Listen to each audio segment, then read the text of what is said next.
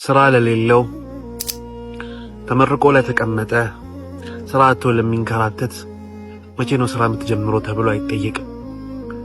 ከወዳጆቹ ከቤተሰቦቹ ሩቆ ያለ መቼ ነው የምትመለሰው አትመለስም ወይ ተብሎ አይጠየቅም።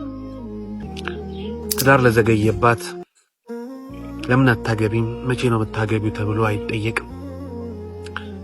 ልጅ ለቆየባቸው መቼ ነው የምትወልዱት አትወልዱም እንዴ ተብሎ አይጠየቅም።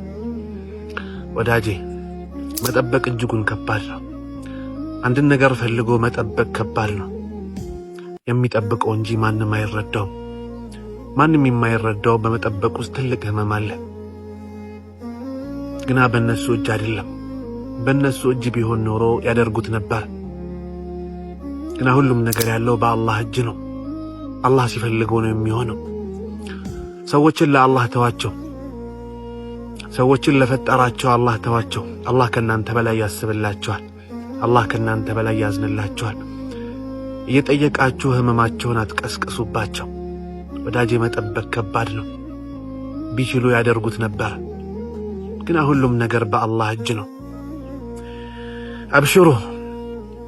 ስራ ፈልጋችሁ ላጣችሁ፣ ትዳር ፈልጋችሁ ለዘገየባችሁ፣ ከቤተሰብ ከምትወዱት ጋር መቀላቀል ፈልጋችሁ ለራቀባችሁ አብሽሩ።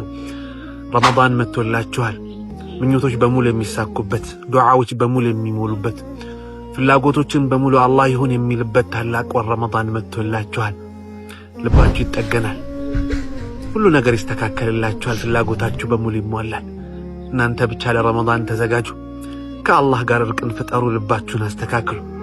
አብሽሩ። ረመዳን መጥቶላችኋል። ፍላጎታችሁ በሙሉ ይሟላል።